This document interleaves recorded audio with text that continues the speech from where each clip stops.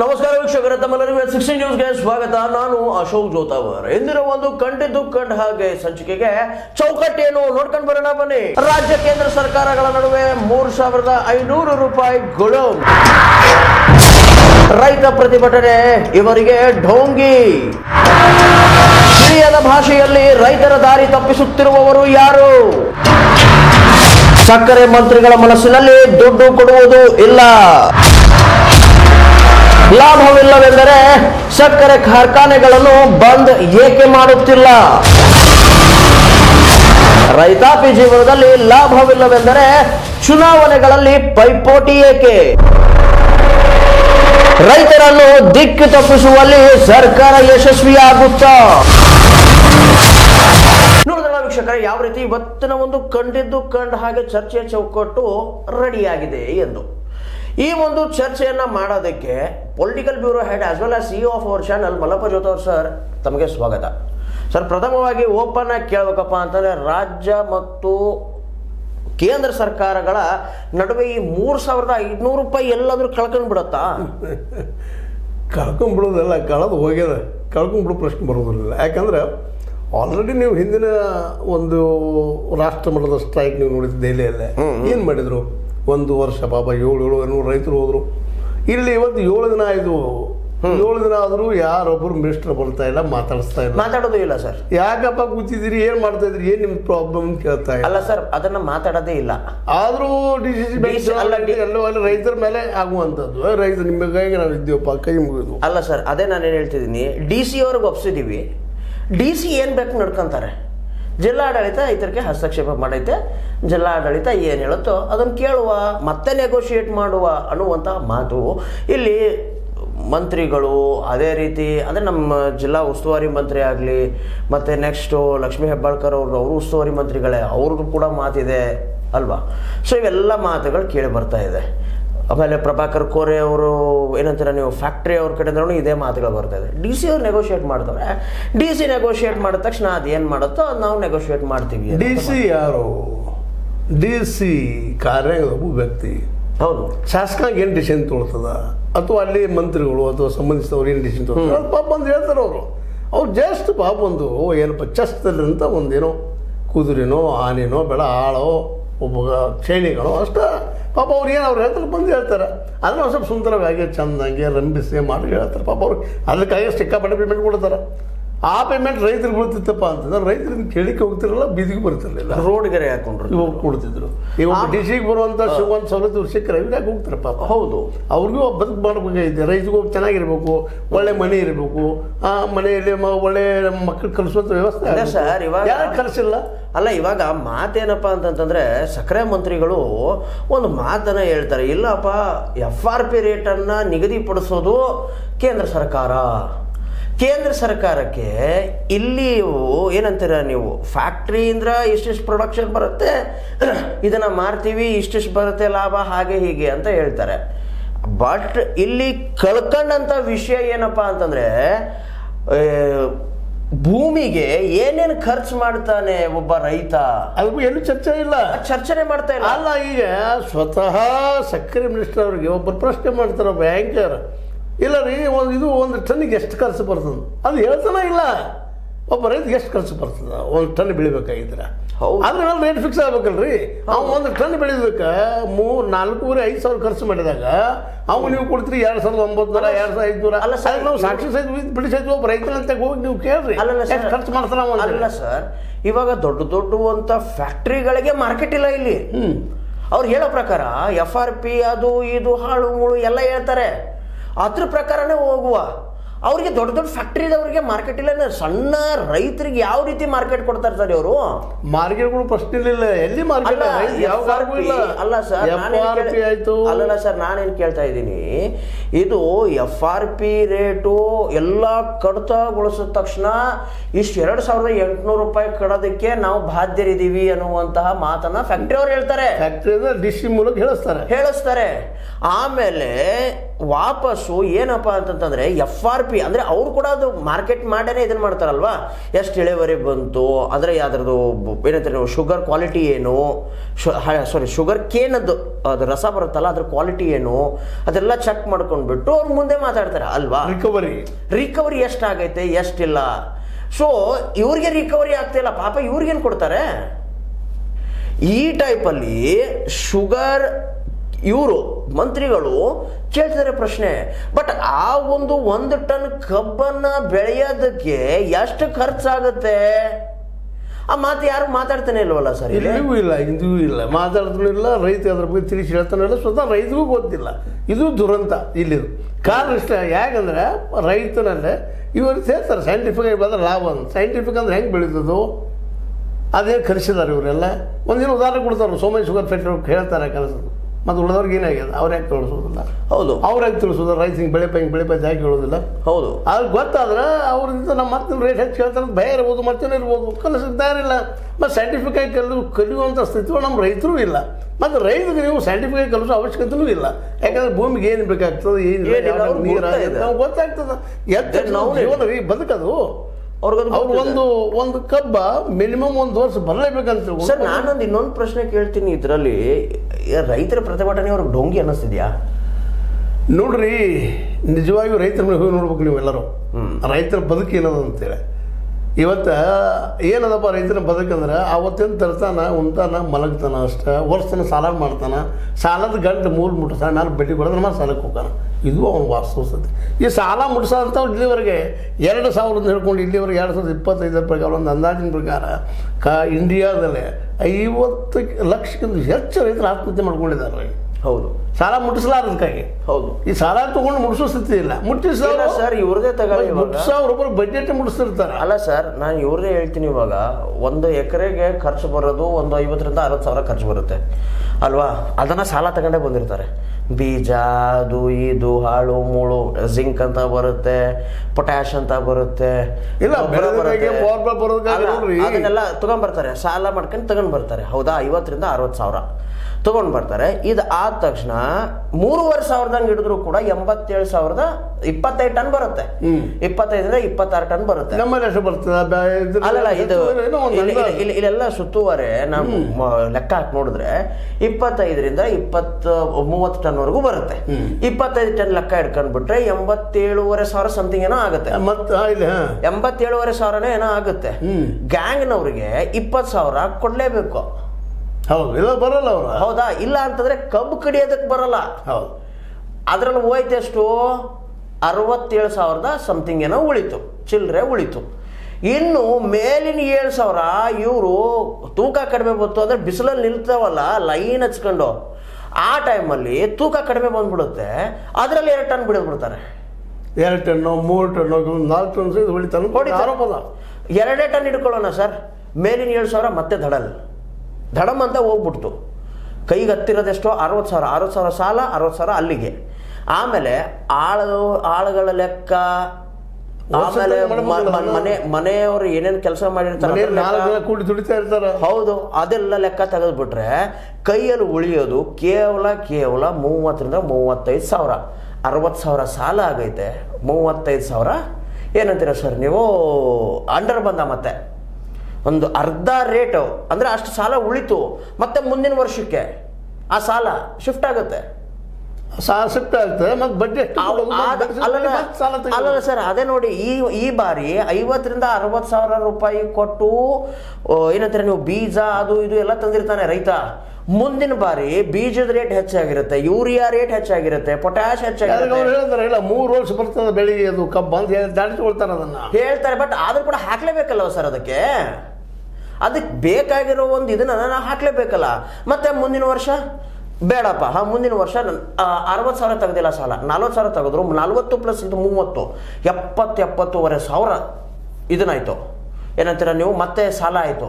3ನೇ ವರ್ಷಕ್ಕೆ 30,000 ಏನೋ ತಂದ. ಇಳುವರಿ ಕಡಿಮೆ ಆಗ್ತದೆ, 3ನೇ ವರ್ಷ ಕೆಪಾಸಿಟಿ ಕಡಿಮೆ ಇರ್ತದೆ, ಕಡಿಮೆ ರೇಟ್ ಆಗಿಬಿಡ್ತದೆ. ಮತ್ತು ಹೌದು, ಸ್ವತಂತ್ರವಾದ ಮೀಡಿಯಾಗೆ ಬೇಕಾಗಿರುವುದು ಸ್ವತಂತ್ರ ಧ್ವನಿ. ಆ ಸ್ವತಂತ್ರ ಧ್ವನಿ ಉಳಿಸಲು ನೀವು ಮಾಡಬೇಕಾದದ್ದು ಇಷ್ಟೇ. ಅದೇನಪ್ಪಾ ಅಂತಂತಂದ್ರೆ ನಿಮ್ಮ ಕೈಲಾದಷ್ಟು ಸಹಾಯ ಈ ಚಾನಲ್ಗೆ ಮಾಡಿ ಹಾಗೂ ನಿಮ್ಮ ಧ್ವನಿಯನ್ನು ಕಾಪಾಡಿಕೊಳ್ಳಿ. ಸೊ ಈ ಒಂದು ಹಗ್ಗ ಜಗ್ಗಾಟದಲ್ಲಿ ಇದರಲ್ಲಿ ಏನಿಲ್ಲಪ್ಪ ಅಂತಂದ್ರು 3 ವರ್ಷಕ್ಕೆ ಒಂದು 2.5 3 ಲಕ್ಷ ಸಾಲದಲ್ಲಿ ರೈತ ಕೂರ್ತಾ ಇದ್ದಾರೆ. ಇದು FRP ರೇಟನ್ನು ಹೆಂಗೆ ಇವ್ರು ನಿಗದಿಪಡಿಸಿದ್ದಾರೆ ಸರ್? ಅದೇ 4 ಜನ ವಿಜ್ಞಾನ ಅಂತ ಹೇಳ್ಕೊಳ್ಳೋರು ಸೈಂಟಿಫಿಕ್ ಅನ್ನೋದು 4 ಗೋಡೆಗಳ ಮಧ್ಯದಲ್ಲಿ ಮುಗಿಸುವಂತ ಹೇಳ್ತಾರೆ. 4 ಗೋಡೆಗಳ ಮಧ್ಯದಲ್ಲಿ ಯಾಕಂದ್ರೆ ನಾವು ಕೇಳ್ತಾ ಇದ್ವಿ ಇವತ್ತು. ಅಲ್ಲ, ನೀವು ಓಪನ್ ಚರ್ಚೆ ಮಾಡಿದ್ರೆ ಬಂದ ಮಾಲೀಕರು ಹೊರಗೆ ಕೂತ್ಕೊಂಡಿಲ್ಲ, ರೈತರು ತಿಳಿಸಿ ಹೇಳಿದವ್ರಿಗೆ ನಿಮಗೆ ಹೆಂಗೆ ಲಾಸ್ ಆಗ್ತದ, ನಿಮಗೆ ಹೆಂಗೆ ಲಾಸ್ ಆಗ್ತದ, ಏನಾಗ್ತದ ತಿಳಿಸಿ ಹೇಳ್ರಿ. ಅದನ್ನ ರೈತರು ಕೇಳಿದ್ರೆ ಹೌದು. ಮತ್ತು ರೈತರು ಸಹೃದಯರಿದ್ದಾರೆ, ಅವ್ರು ಕನ್ವಿನ್ಸನ್ ಸರ್ ಎಸ್ ಅಂತಾರೆ ಅವರು. ಯಾಕಂದ್ರೆ ಅಷ್ಟಾದ್ರೆ ಇಬ್ಬರು ಲಾಸ್ ಇವಾಗ ನಾನೇನು ಇಬ್ಬರು ಲಾಸ್ ಮಾಡೋದು ಯಾಕಂತ ಉದ್ಯೋಗ. ಹೌದು, ಈಗ ಹೇಳ್ತಾರೆ ನಿಮ್ಮ ಶುಗರ್ ಮಿನಿಸ್ಟರ್ ಅವರು ಇಲ್ಲ ಇದು ಲಾಭದ್ದು, ಇದು ಏನಪ್ಪ ಅಂದ್ರೆ ಕಮರ್ಷಿಯಲ್ ಇದ್ದಂಥ ಬೆಳೆ ಅಂತ ಹೇಳ್ತಾರೆ. ಕಮರ್ಷಿಯಲ್ ಲಾಭ ಇಲ್ಲದ ಇಲ್ಲಿ. ಹೌದು, ಲಾಭ ಎಲ್ಲ ಇದೆ. ಎಲ್ಲದ ರೈತಗೆ 1 ಟನ್ನಿಗೆ ಮಿನಿಮಮ್ ಅವ್ನು ಖರ್ಚು ಬರೋದು 4.5 ನೆಟ್ರಿ, ಅದ್ರ ಮೇಲೇನೆ ಬರುತ್ತೆ, ಬೇರೆ ಬರ್ತದೆ. ಬಟ್ 4 ನೆಟ್ರಿ 1,000 ಪ್ರತಿ ಟನ್ನಿಗೆ ಲಾಸ್ ಆಯ್ತು. ಅದು ನೀರು ಹಾಕ್ಸೋದು, ಓಡಾಡೋದು ಮಾಡೋದು 108 ಗಂಟೆ ಪಾಪ ನೀರು. ಸರ್ ಹೇಳ ನಾನು, ಒಂದು 4 ರಿಂದ 5 ಕಿಲೋಮೀಟರ್ ಹೊಳೆ ಅಂದ್ರೆ 4 ರಿಂದ 5 ಕಿಲೋಮೀಟರ್ ದೂರ ಇತ್ತಪ್ಪ ಅಂದ್ರೆ ಪೈಪ್ಲೈನ್ ದುಡ್ಡು ಯಾರು ಕೊಡ್ತಾರೆ ಸರ್? ಅದೇ ಹೇಳುವಂಥದ್ದಿಲ್ಲ. ದುಡ್ಡು ಕೊಡೋದು ಒಂದು ಕಡೆ ಇದು, ಬರೋದು ಬೆಳೆದ್ರ ಬಗ್ಗೆನೂ ದುಡ್ಡು ಕೊಡಲೇಬೇಕು. ಮತ್ತೆ ಇಲ್ಲಿ ನಾವು ಆಮೇಲೆ ರೈತರಿಗೆ ಸರ್ ಇನ್ನೂ ಒಂದು ಸೇಫ್ಟಿ ಕೂಡ ಇಲ್ಲ.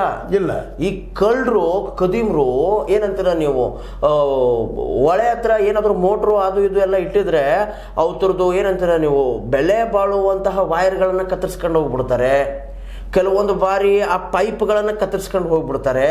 ಕೆಲವೊಂದು ಬಾರಿ ಮೋಟ್ರ್ಗಳನ್ನೇ ಗುಳು ಮನಸ್ಬಿಡ್ತಾರೆ. ಅಲ್ಲಿ ಸರಿಯಾದ ಪೆಟ್ರೋಲಿಂಗ್ ಇಲ್ಲ, ಏನಿಲ್ಲಪ್ಪ ಅಂತಂತಂದ್ರೂ ಹೈಯೆಸ್ಟ್ ಟ್ಯಾಕ್ಸ್ ಪೇಯರ್ ನಮ್ಮಲ್ಲಿ ರೈತ. ಪ್ರತಿಯೊಂದಕ್ಕೂ ಟ್ಯಾಕ್ಸ್ ತುಂಬ್ತಾನೆ. ಅವನಿಗೆ ಸೇಫ್ಟಿ ಇಲ್ಲ, ಅವನು ಯೂಸ್ ಮಾಡುವಂಥ ಎಕ್ವಿಪ್ಮೆಂಟ್ಸ್ಗಳಿಗೆ ಸೇಫ್ಟಿ ಇಲ್ಲ. 1,000 ರೂಪಾಯಿ 25 ಸೆಕೆಂಡ್ ಹ್ಯಾಂಡ್ ಮೋಟ್ರನ್ನ ನೀವು ತೊಗೊಳಕ್ಕೆ ಹೋಗ್ಬೇಕಪ್ಪ ಅಂದರೆ 25 ರಿಂದ 30,000 ಸರ್. ಹೌದು, ಅದು ಹೊಳೆಯಿಂದ ಇಟ್ಟು ಅದನ್ನ ಪೈಪ್ಲೈನ್ ಹಾಕ್ಬೇಕಂತಂದ್ರೆ, ಇಲ್ಲಪ್ಪ ಅಂದ್ರೆ ಬಾವಿಯಲ್ಲೇ ಇಟ್ಕೊಂಡ್ಬಿಟ್ಟು ಪೈಪ್ಲೈನ್ ಹಾಕ್ಬೇಕಂತಂದ್ರೆ ರಾತ್ರಿ ಯಾವನ್ ಬರ್ತಾನೋ ಯಾವನಿಲ್ಲ ಅದನ್ನೆಲ್ಲ ನೋಡ್ಕೊಬೇಕು. ಇದು ಲಾಸ್ ಮಾಡುವಂತಹ ಉದ್ಯೋಗ. ಸಕ್ಕರೆ ಮಿನಿಸ್ಟರ್ ಹೇಳ್ತಾರೆ ಇಲ್ಲಪ್ಪ ಇದು FRP ರೇಟು ಕರೆಕ್ಟ್ ಐತೆ, ಮತ್ತೆ ನಾವು ಮಾಡ್ತಾ ಇಲ್ಲ, ಕೇಂದ್ರದವ್ರು ಮಾಡ್ತಾವ್ರೆ. ಸುಮ್ಮನೆ ಅವ್ರು ಇವ್ರ ಮೇಲೆ ಹಾಕೋದು, ಇವ್ರು ಅವ್ರ ಮೇಲೆ ಹಾಕುವಂಥದ್ದು ಒಂದು ನಾಟಕ ಇದು, ಒಂದು ಗೇಮ್ ಫುಟ್ಬಾಲ್ ಅಂತ ಇದ್ದಾರೆ ಸರ್. ಒಟ್ಟಾರೆ ಕೇಳ ನಾನು, ಸಕ್ಕರೆ ಮಂತ್ರಿಗಳಿಗೆ ದುಡ್ಡು ಕೊಡೋದು ಮನಸ್ಸು ಐತಾ ಇಲ್ವಾ? ಅವ್ರು ಮಾತಾಡೋದು ನೋಡಿದರೆ, ಅವರು ಒಂದು ಖಾಸಗಿ ಒಂದು ಸಂಸ್ಥೆಗೆ ಇಂಟರ್ವ್ಯೂ ಕೊಟ್ಟಿದ್ದನ್ನು ಗಮನಿಸಿದ್ರೆ ಅವ್ರಿಗೆ ಕೊಡೋ ಮನಸ್ಸಿಲ್ಲ. ಅವ್ರು ತಮ್ಮದೇ ತೊಂದರೆ ಅದ, ನಾವು ಇಷ್ಟು ಕೊಡೋದು ಹೆಚ್ಚಿಂದ ಇವಾಗ ಈ ಥರ ನೀವು ಬದುಕು ಮಾಡ್ಕೊಂಡು ಹೋಗ್ಬೇಕು ಅನ್ನೋಂಥ ಮಾತದ. ಅದೇ ಹೊಂದಾಣಿಕೆ ಮಾಡ್ಕೊಂಡು ಹೋಗ್ಬೇಕು ಅದನ್ನು ಕೇಳಿದ್ದೀನಿ ಸರ್ ನಾನು. ಸಕ್ಕರೆ ಕಾರ್ಖಾನೆ ಮಾಲೀಕರು ಅದೇ ರೀತಿ ಶುಗರ್ ಕೇನ್ ಬೆಳೆಯುವ ಇದು ಕೂಟ್ ಡಿಸ್ಕಷನ್ ಮಾಡೋಣ ಅಂತೇಳಿ ಲಕ್ಷ್ಮೀಬಾಯಿ ಹೆಬ್ಬಾಳ್ಕರ್ ಅವರು ಹೇಳಿದ್ರು. ಏನು ಕೂಟ್ ಡಿಸ್ಕಷನ್ ಮಾಡುವಂಥದ್ದು? ಇಲ್ಲಿ 1,000 ಪ್ರತಿ ಟನ್ ಲಾಸ್ ಆದಾಗ ಅವ್ನಿಗೆ ನೀವು ಅದನ್ನ ಯಾವ ರೀತಿ ತುಂಬ್ಕೊ ಅಂತ ಹೇಳ್ಬೇಕಾಗಿದ್ದಿಲ್ಲ. ಹೆಂಗೆ ತುಂಬ್ಕೋಬೇಕು ಆ ವ್ಯಕ್ತಿ? ಪ್ರತಿ ವರ್ಷ ಸಾಲದಲ್ಲಿ ಹೋಗ್ತಾ ಇದೆ. ಇದೇನು ಬಿಡಿಸಿ ಹೇಳಿದ್ರಿ, ಪ್ರತಿ 3 ವರ್ಷದಾಗ 2 ಲಕ್ಷ ಸಾಲ ಆಗ್ತದಪ್ಪ ಅಂತಾರೆ. ಹೌದು, ಆ ಸಾಲದ ಮಧ್ಯೆ ಪಾಪ ಸೂಸೈಡ್ ಮಾಡ್ಕೊತ ತುಂಬಲಿಕ್ಕೆ ಆಗಲ್ಲ ಅಂದಾಗ ಬ್ಯಾಂಕರ್ಸ್ ಬಂದಕ್ಕೆ ಕಿರಿಕಿರಿ ಮಾಡಿದ್ರೆ ಮತ್ತೂ ಆಗ್ತದೆ. ಸರ್, ಇದರಲ್ಲಿ ಇನ್ನೂ ಒಂದು ಪ್ರಶ್ನೆ ಹುಟ್ಟುತ್ತಾ ಇದೆ ಸರ್. ಈ ರೈತಾಪಿ ಜೀವನದಲ್ಲಿ, ಈ ರೈತಾಪಿ ಸಂಸ್ಥೆಗಳಲ್ಲಿ ಏನಂತೀರ ನೀವು, ಲಾಭ ಇಲ್ಲ ಅಂತಂದ್ರೆ ಚುನಾವಣೆಗೆ ಯಾಕೆ ಸರ್ ಪೈಪೋಟಿ? ಸಂಸ್ಥೆಗಳಿಗೆ ಈಗ BDCC ನೋಡಿದ್ರಲ್ಲ ಪೈಪೋಟಿ ಯಾಕೆ? ತಾವು ರೈತರ ದುಡ್ಡನ್ನ ಸಾಲ ತಗೊಂಡು ಹೋಗಿ ತಾವು ಫ್ಯಾಕ್ಟ್ರಿ ಬೆಳೆಸ್ಕೊಂಡು ಅದು ಲಾಭ ಮಾಡ್ಕೊಂಡು ಹೋಗುವಂಥದ್ದು. ಹೆಚ್ಚು ಮುಂದೆ ಲಾಸ್ ಆಯಿತು, ತಮ್ಮ ಎದಕ್ಕೋ ಎಲೆಕ್ಷನ್ಗೆ ಉಪಯೋಗ ಆಗ್ತದೆ ದುಡ್ಡು. ಅದು ಅವ್ರ ಎಲೆಕ್ಷನ್ಗೂ ಅಂದರೆ ಲಾಸ್ ಆಯ್ತಪ್ಪ ಅಂತಂದ್ರೆ ರಿಟರ್ನ್ ಹಾಕೋ ಮತ್ತೆ ಮಾಡ್ಕೊಂಡು ವೇವಪ್ ಮಾಡಿಕೊಂಡು ಆ ಫ್ಯಾಕ್ಟ್ರಿ ಮುಚ್ಕೊಂಡು ಹೋಗಿಬಿಡುವಂಥ. ಮತ್ತೆ ರೈತಿಗೆ ಲಾಸ್ ಅದು, ಆ ಬ್ಯಾಂಕಿಗೂ ಲಾಸ್ ಅದು. ಆ ಕೆಲಸ ಮಾಡಿಸೋ ಇದನ್ನ BDCC ಬ್ಯಾಂಕ್ ಎಲ್ಲರೂ ಬೆನ್ನ ನಾನು ಆಗಬೇಕಪ್ಪ ಅಂತ ಬೆಳೆದಿದ್ದಾನೆ. ಅಲ್ಲಿ 2,000 ಕೋಟಿ ಕೂಡಿದೆ ಅಂತೇಳಿ. ಅಲ್ಲಿ ಕೂಡಲಿಲ್ಲ ಅಂದರೆ ಯಾರು ಹೋಗ್ತಾ ಇರಲಿಲ್ಲೇನೋ, ಅದು ಮಾತು ಬೇರೆ. ಬಟ್ ಅದಕ್ಕೆ ನಾವು ಇವತ್ತು ರೈತರ ಹೆಸರುಗೊಂಡ ಏನೋ ಪ್ರತಿಭಟನೆ ಮಾಡ್ತಾ ಇದ್ದಾರೆ. ಇದನ್ನು ಬೆಳಿಬೇಕು ಬೆಳಿಬಾರ್ದು ಕಬ್ಬನ್ನು ಒಂದು ನಿರ್ಧಾರ ಮಾಡಬೇಕಾಗಿದೆ ಅಂತ. ಸರ್, ಲಾಭವಿಲ್ಲವೆಂದರೆ ಸಕ್ಕರೆ ಕಾರ್ಖಾನೆಗಳು ಬಂದ್ ಮಾಡಬೇಕಾ? ಮತ್ತು ಲಾಭ ಮತ್ತೆ ಯಾಕೆ ಚಾಲು ಮಾಡ್ತೀರಿ ನೀವು? ಏನು ಅವಶ್ಯಕತೆ ನಿಮ್ಗೆ? ಯಾರಿಗೆ ಉದ್ಯೋಗ ಕೊಡೋದ್ರಿ? ಈಗ ಇದು ಸಹಿತ ಶುಗರ್ ಫ್ಯಾಕ್ಟ್ರಿಗೆ ಒಂದು 6 ತಿಂಗಳು ಅಷ್ಟು ನಡೀತಾವೆ. 6 ತಿಂಗಳು ಮತ್ತೆ ಹೋಗ್ಬೇಕು ದುಡಿಯಾಕೋ ಒಂದು ಕಾರ್ಮಿಕ. ರೈತರಿಗೆ ವರ್ಷ ಇಲ್ಲ ಇಲ್ಲಿ ಬಂದ್ ಮಾಡ್ಬಿಡುದು ಅಂದ್ರೆ ಅದಕ್ಕಿರೋ ಬೇರೆ ಇವ್ರು ಹೇಳೋ ಪ್ರಕಾರ. ಮತ್ತೆ ಇನ್ನೊಂದು ಮಾತು ಹೇಳ್ತಾರೆ, ಬ್ಲ್ಯಾಕ್ ಮೇಲ್ ಮಾಡ್ತಾ ಇರ್ತಾರೆ. ರೈತರನ್ನ ಬ್ಲ್ಯಾಕ್ ಮೇಲ್ ಮಾಡುವಂಥದ್ದು ತಂತ್ರ. ಬಂದ್ ಮಾಡ್ತೀವಿ ನೋಡು, ಬಂದ್ ಮಾಡ್ರಿ ಅಂತ ಇವ್ರು ತಯಾರಾಗಬೇಕು. ಅದಕ್ಕೆ ತಮ್ಮದೇ ಅಂತ ಹಾದಿಗಳು ಹುಡುಕ್ಬೇಕಾಗಿದೆ. ಅಂದ್ರೆ ಸರ್ ಇವ್ರು ಏನ್ ಹೇಳ್ತಾರೆ, ಕೃಷ್ಣಾ ನದಿ ದಂಡೆ ಮೇಲೆ ಇಳುವರಿ ಜಾಸ್ತಿ ಬರುತ್ತೆ, ರಿಕವರಿ ಜಾಸ್ತಿ ಆಗುತ್ತೆ ಅದರಿಂದ, ಹಾಗೆ ಹೀಗೆ ಅಂತ ಹೇಳಿ ಸಕ್ಕರೆ ಮಿನಿಸ್ಟರ್ ಹೇಳ್ತವ್ರೆ. ಹಂಗಾರೆ ಕೃಷ್ಣ ಎಲ್ಲ ಮಿನಿಸ್ಟರ್ಗಳು ಅಂತ ಹೇಳ್ತಾ ಇದ್ದಾರೆ, ಉಸ್ತುವಾರಿ ಅಂತ ಹೇಳ್ತಾ ಇದ್ದಾರೆ, ಎಲ್ಲರೂ ಹೇಳ್ತಿದ್ದಾರೆ ರಿಕವರಿ ಮಾಡೋರು ಇವ್ರೆ. ಫ್ಯಾಕ್ಟ್ರಿ ಹಾಕಿದಾರೆ ಅಂತಂದ್ರೆ ಅವ್ರು ಮಾಡ್ಬೇಕಲ್ಲ, ಅದ ಫ್ಯಾಕ್ಟ್ರಿ ಅವ್ರದ್ದೆಲ್ಲ ಕೆಲಸ, ರೈತ ಕನ್ವಿನ್ಸ್ ಆಗ್ಬೇಕು. ಹೌದಪ್ಪ ಅಲ್ಲ ಸರ್, ನಾನೇನು ಹೇಳ್ತಿದ್ದೀನಿ, ಇವಾಗ ಅದು ಮುಂದೆ ರಿಕವರಿ ಆಗಬೇಕು. ರಿಕವರಿ ಇನ್ ದ ಸೆನ್ಸ್ ಹೆಂಗಪ್ಪ ಅಂತಂದರೆ, ನೀವು ಕೊಟ್ಟಿರುವಂಥ ರಾ ಮಟೀರಿಯಲನ್ನು ಯೂಸ್ ಮಾಡಿಕೊಂಡು ನಾವು ಅದನ್ನು ಮುಂದೆ ಮಾರ್ಕೆಟ್ ಮಾಡ್ತೀವಿ ಅನ್ನೋಂಥ ಮಾತು ಅಲ್ವಾ. ಅದು ರಿಕವರಿ ಅಲ್ಲಿಗೆ ಆಗ್ತಾ ಇಲ್ಲ ಅಲ್ವಾ ಸರ್. ಅದು ಆಗ್ತಿಲ್ಲಪ್ಪ ಅಂತಂತಂದ್ರೆ ಬಿಟ್ಬಿಡ್ಬೇಕು ಅದನ್ನು. ರಿಕವರಿ ಆದಲ್ಲ, ಇಲ್ಲಿ ರಿಕವರಿ ಅಂತಂದ್ರೆ ಈ ಕಬ್ಬಿನಲ್ಲಿ ಶುಗರ್ ಕಂಟೆಂಟ್ ಹೆಚ್ಚು ಬರುವಂಥದ್ದು ಅಲ್ಲ ಸರ್, ಅದು ಕಡಿಮೆ ಬರ್ತಾ ಇದೆ. 9 ಲಾಭ ಆಗುವುದಿಲ್ಲ. ಅದಕ್ಕೆ ಮಿನಿಮಮ್ 11-12 ಆಗಬೇಕು ಅನ್ನುವಂಥ ಮಾತುಗಳು ಅವ್ರು ಹಾಕಿ, ಅದು ಒಂದು ಏನಪ್ಪ ಅಂದ್ರೆ ಸೈಂಟಿಫಿಕ್ ಆಗಿ ಒಂದು ಮೆಥಡ್, ರೈತರು ತಿಳಿಲಾರದ ಭಾಷೆ, ಅದರಲ್ಲಿ ಮಾತಾಡಿಕೊಂಡು ಹೋಗುವಂಥದ್ದು. ಅಲ್ಲ ಸರ್, ಇವಾಗ ಅಂತೇಳಿ ರಿಕವರಿ ದುಡ್ಡು ರಿಕವರಿ ಅಲ್ಲ, ರಿಕವರಿ ಮಾಡ್ಕೊಳ್ತಾರೆ ಅವರು. ಅಲ್ಲ, ಅದು ಕೂಡ ಐತೆ, ಅದು ಕೂಡ ಮಾತು ಬರುತ್ತೆ. ಅಂದ್ರೆ ಇಳುವರಿ ಜಾಸ್ತಿ ಬರ್ತಾ ಇಲ್ಲ, ಅದರಿಂದ ಯೂಸ್ ಜಾಸ್ತಿ ಆಗ್ತಾ ಇಲ್ಲ ಅಂತ ಹೇಳಿ ಮುಂದೆ ನಮಗೆ ಮಾರ್ಕೆಟಿಂಗ್ ಮಾಡಕ್ ಆಗ್ತಾ ಇಲ್ಲ ಅನ್ನುವಂಥ ಮಾತುಗಳು ಕೂಡ ಅಲ್ಲಿ ಹಿಡನ್ ಆಗಿ ಹೇಳ್ತಾವ್ರೆ ಅವರು. ಹೌದು. ಸೊ ಅದಕ್ಕೆ ನಾನೇನು ಕೇಳ್ತಾ ಇದ್ದೀನಿ, ಅಷ್ಟೆಲ್ಲ ಕಷ್ಟಪಡ್ಕೊಂಡು ಕಷ್ಟ ಸೋಸ್ತಾ ಸಾಲ ಮಾಡ್ಕೊಂಡು ಆ ಫ್ಯಾಕ್ಟ್ರಿಗಳನ್ನು ಇರ್ಬೇಕೇನಕ್ಕೆ ಸರ್? ಇಲ್ಲ, ರೈತರಿಗೆ ಅನುಕೂಲ ಮಾಡ್ತಾ ಇದ್ವಿ. ಇಷ್ಟು ರೇಟ್ ಇದೆ, ಯಾವ ಬೆಳೆಯೂ ಬರುವುದಿಲ್ಲ, ಇನ್ನೂ ಬೆಲೆ ಕೊಡೋದಿಲ್ಲ, ಇಷ್ಟು ರೇಟ್ ಕೊಡ್ತಾ ಇದ್ದು ಹೆಚ್ಚಿದು. ಅವ್ರು ರೈತರಿಗೆ ಬದುಕು ಕೊಡ್ತಾ ಇದ್ವಿ ನಾವು, ಅದರಲ್ಲಿ ಅವ್ರು ಬದುಕು ಮಾಡ್ಕೋಬೇಕಾದನ್ನ ಸಾಣದಲ್ಲದು ನಾವು ಅಂತವರು ಅದು ಮಾಡ್ತಾರೆ. ಅಲ್ಲ ಶುಗರ್ ಮಿನಿಸ್ಟರ್ ಮಾತಾಡ್ತಾರೆ ಅವರು ಅದನ್ನು. ಸರ್, ರೈತರನ್ನು ದಿಕ್ಕು ತಪ್ಪಿಸುವಂತಹ ಕೆಲಸ ಸರ್ಕಾರ ಮಾಡಲಿಕ್ಕೆ ಯಶಸ್ವಿ ಆಗ್ತಿದೆಯಾ? ನೋಡ್ರಿ, ಎಲ್ಲಿವರೆಗೆ ರೈತ ತನ್ನದೇ ಆದಂಥ ಮಾರ್ಕೆಟ್ ಹುಡುಕುವ ಸಲುವಾಗಿ ತನ್ನ ಸಲುವಾಗಿ ತಾನು ದುಡಿದಿಲ್ವೋ ಅಲ್ಲಿ ತನಕ ಯಾವುದೇ ಸರ್ಕಾರ ಬಂದರೂ ಇದೇ ಪರಿಸ್ಥಿತಿ. ಆ ಮೋದಿ ಅವ್ರದ್ದು ಬರಲಿ, ಸಿದ್ದರಾಮಯ್ಯವ್ರದ್ದು ಬರಲಿ, ಯಾರ್ದು ಬರಲಿ, ನೋಡ್ರಿ ಇಲ್ಲಿವರೆಗೆ ಬೆಂಬಲ ಬೆಲೆ ಒಂದು ಕಾನೂನು ಮಾಡಲಿಕ್ಕೆ ಆಗ್ತಾ ಇಲ್ಲ ಇವರಿಗೆ. ಯಾಕೆ? ಕಬ್ಬು ಕಾನೂನು ಮಾಡಿದ್ದಾರೆ, ಕಾನೂನು ಬೆಲೆ ಅದು ರೇಟ್ 15 ದಿವಸ ರೇಟ್ ಕೊಟ್ಟಿದ್ದಾರೆ ಎಲ್ಲ ರೈತರಿಗೆ. ಇನ್ನು ಎಷ್ಟೋ ಜನ ದುಡ್ಡು ಉಳಿದದ ಇವತ್ತಪ್ಪ, ಇಲ್ಲ ಭಾಳ ಜನದಲ್ಲಿ ಹಿಂದಿನ ಗೌರ್ಮೆಂಟ್ ಇದ್ದಾಗಿಂದ ದುಡ್ಡು ಉಳಿದದ ಬಾಕಿ ಅಂತೇಳಿ ಶುಗರ್ ಮಿನಿಸ್ಟರ್ ಹೇಳ್ತಾ ಇದ್ದಾರೆ. ಈಗ ರೈತರು ಹೇಳ್ತಾರೆ ನಾವು ಇನ್ನೂ ಬರಬೇಕಾಗಿದ್ದು ಅಂತ ಇವ್ರು ಹೇಳ್ತಾರೆ. ಮೀಗರ್ ಅಮೌಂಟ್ ಭಾಳ ಸಣ್ಣದಂತ ಇವ್ರು ಹೇಳ್ತಾರೆ. ಯಾರು ಕರೆ ರೈತರು ಸುಳ್ಳ ಅಥವಾ ನಮ್ಮ ಕೃಷಿ ಮಿನಿಸ್ಟರ್ ಸುಳ್ಳ? ಸೊ ದಿಕ್ಕು ತಪ್ಪಿಸುವಂತಹ ಕಾರ್ಯಗಳು ಆಲ್ಮೋಸ್ಟ್ ಅಲ್ಲೆಲ್ಲ ನಡೀತಾನೆ ಇವೆ ಅಲ್ವಾ ಸರ್. ಆಮೇಲೆ ಇವರೆಲ್ಲ ಪ್ರೊಟೆಸ್ಟ್ ಹಾಕೊಂಡು ಕೂತವರು ಯಾರ್ಯಾರ್ದು ಎಷ್ಟೆಷ್ಟು ಕಬ್ಬು ಐತೆ ಅಂತ ಒಬ್ಬರು MLA ಅವ್ರು ಕೇಳ್ತಾರೆ ಈ ಮಾತನ್ನು. ಎಲ್ಲ ಡೋಂಗಿ ರೈತರು ಅಲ್ಲೆಲ್ಲ ಬಂದು ಕೂತವ್ರೆಲ್ಲ, ಎಲ್ಲರೂ ಡೋಂಗಿ ರೈತರು ಅಂದರೆ ಹೆಂಗಪ್ಪ ಅಂತಂತಂದರೆ ಸರ್, ಇವರು ಎಲೆಕ್ಷನ್ ರ್ಯಾಲಿಗಳಿಗೆ 50, 100, 1000 ಕೊಟ್ಟು ಕರೆಸಿರ್ತಾರಲ್ಲ, ಹಂಗೆ ತಿಳ್ಕೊಂಡವ್ರೆ. ಬಟ್ ಅಲ್ಲಿ ಗ್ರೌಂಡ್ ಲೆವೆಲ್ ರಿಯಾಲಿಟಿ ಏನಿದೆ ಅಂದರೆ ಸರ್, ನಮ್ಮ ಮಾಧ್ಯಮದ ಮುಖಾಂತರ ನಾನು ಹೇಳೋಕ್ಕೆ ಇಷ್ಟಪಡ್ತೀನಿ ಇದನ್ನು, ಅಲ್ಲೆಲ್ಲ ಬಂದಿರೋರು ನಿಯತ್ತಾದ ರೈತರೇ. ಹೊಲ ಮನೆ ತಮ್ಮ ಎಲ್ಲ ಕಾರ್ಯಗಳನ್ನು ಬಿಟ್ಟು ಬಂದು ನಿಂತವ್ರು ಎಲ್ಲ ರೈತರೇನೆ. ಆದರೆ ಅವರೇನು ಕೇಳ್ತಾ ಇದ್ದಾರೆ, ಕೇವಲ ಇದು ಬಾಗಲಕೋಟೆ ಜೊತೆಗೆ ಬೆಳಗಾವಿ, ಸ್ವಲ್ಪ ಬಿಜಾಪುರ ಉಳಿದ ಕಡೆ ಎಲ್ಲೂ ಪ್ರೊಟೆಸ್ಟ್ ಇಲ್ಲ, ಇಲ್ಲಷ್ಟೇ ಆಗ್ತಾ ಇದೆ, ಉಳಿದ ಕಡೆ ಎಲ್ಲ ರೈತರು ಹೊಂದ್ಕೊಂಡು ಹೊಂಟಿದ್ದಾರೆ ಅನ್ನೋ ಮಾತನ್ನ ನಮ್ಮ ಶಿವಾನಂದ ಪಾಟೀಲ್ ಹೇಳ್ತಾರೆ. ಅಂದರೆ ಸರ್, ಇವ್ರ ಅಭಿಪ್ರಾಯದ ಪ್ರಕಾರ ಇಡೀ ಕರ್ನಾಟಕ ತುಂಬ ಹತ್ತಿ ದಗದಗ ಚೆನ್ನಾಗಿದೆ, ಹತ್ತಿ ದಗದಗ ಉರಿಬೇಕು. ಅದು ಏನೋ ಗೊತ್ತಿಲ್ಲ ನನಗೆ. ಆದ್ರೆ ಎಲ್ಲ ಶಾಂತ ಅದ, ಇವ್ರು ಸುಮ್ಮನೆ ಬೇಕಂತ ಮಾಡ್ತಾ ಇದ್ದಾರೋ ಅನ್ನುವಂಥ ಮಾತು, ಅಥವಾ ಇದರಿಂದ ಯಾರೋ ಮಾಡಿಸ್ತಾ ಇದ್ದಾರೋ ಅನ್ನೋಂಥ ಮಾತು ಅಲ್ಲ ಸರ್. ನಾನು ಹೇಳ ಸರ್, ವಿಜಯೇಂದ್ರ ಅವ್ರು ಬಂದ ತಕ್ಷಣ ಈ ಮಾತುಗಳು ಸ್ಟಾರ್ಟ್ ಆಗಿವೆ ಅಲ್ವಾ ಸರ್. ವಿಜಯೇಂದ್ರ ಅವ್ರು ಬಂದ ತಕ್ಷಣ ವಿಜಯೇಂದ್ರ ಅವರು ಇಷ್ಟು ದಿವಸ ಬಂದಿದ್ರಾ? 7 ದಿವಸ ಬಂದಿದ್ರಾ? 6-7 ದಿವಸ ಬಂದಿದ್ರಾ? ನೆನ್ನೆ ಬಂದವರು ಅವರು, ಹೌದಾ? ಇಲ್ಲಿವರೆಗೂ ಬಂದಿದ್ರಾ? ಇಲ್ಲ. ರೈತರು ಅಲ್ಲ ಸರ್, ರೈತರು ನಾನು ನಿಮ್ಗೆ ಹೇಳ್ತೀನಿ, ಪ್ರತಿಯೊಂದು ಹಳ್ಳಿಯಿಂದ ಅವ್ರಿಗೆ ರೊಟ್ಟಿ ತಗೊಂಡು ಬರ್ತವ್ರೆ, ಅಲ್ಲಿ ಕೂತ್ಕೊಳ್ಳೋಕ್ಕೆ ಊಟದ ವ್ಯವಸ್ಥೆ ಮಾಡ್ಬೇಕಲ್ವಾ, ರೊಟ್ಟಿ ತಗೊಂಡು ಬರ್ತವ್ರೆ. ಹಳ್ಳಿ ವತಿಯಿಂದ ಏನಂತೀರ ನೀವು, ಅಕ್ಕಿ ದಾನ ಮಾಡ್ತವ್ರೆ. ರೈತರಿದು ನೋಡ್ತಿದ್ದೀವಿ ಕಣ್ಣಾರೆ. ಮತ್ತು ಪಾರದರ್ಶಕತೆ ಇರಲಿ ಅಂತ ಹೇಳಿ ಬುಕ್ಗಳಲ್ಲಿ ಯಾರ್ಯಾರು ದೇಣಿಗೆಗಳನ್ನು ಕೊಡ್ತಾರೋ ಅದೆಲ್ಲ ಬರ್ಕೊಂಡವ್ರೆ.